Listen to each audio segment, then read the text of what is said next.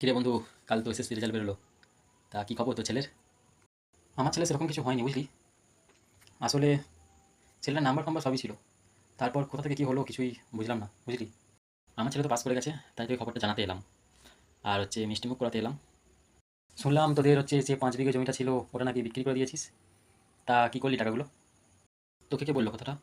আরে আমি আর বয়স হয়ে গেছে, তাছাড়া এত জমি থাকলে হচ্ছে দেখাশোনা করবে কে, আমার তো বয়স হচ্ছে। তার থেকে বরং টাকাগুলো নিয়ে ব্যাংকে রেখে দিই, ভবিষ্যতে কাজে লাগবে। তাছাড়া এমআইএস করলে অনেক সুদ ফুদ পাওয়া যাবে, সেই জন্যই জমিটা বিক্রি করে দিয়েছি। আজ তাহলে উঠি বন্ধু, আবার একদিন দেখা হবে, সেদিন আসবো। আর হ্যাঁ, অবশ্যই আমাদের বাড়িতে যাস, জমিয়ে খেয়ে দিয়ে আসিস। হ্যাঁ হ্যাঁ, যা যা যা, যাবো একদিন তোদের বাড়ি টাইম করে। বন্ধু তোদের বাড়ি আসবো আসবো করে আজকে এলাম। আজকে সকালে খবরটা শুনলি?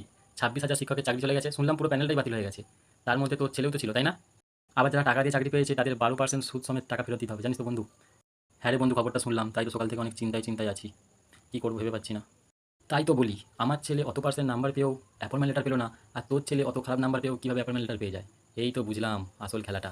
কী আর করবি, যেই টাকাগুলো হচ্ছে ব্যাংকে রেখেছিস, ওই টাকাগুলো দিয়ে এবার 12% সুদ সমেত টাকা ফেরত দে। তুই আমাকে বাঁচা, আমাকে কিছু টাকা ধার দে, তোকে আমি সব শোধ করে দেবো পরে।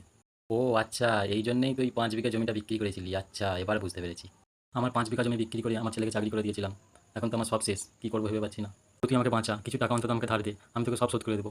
প্লিজ তোর পায়ে ধরি, আমাকে কিছু টাকা অন্তত ধার দে প্লিজ বন্ধু, প্লিজ এরকম করিস না প্লিজ। ভাগ শালা, তোদের মতো লোকেদের এই অবস্থা হওয়াই দরকার।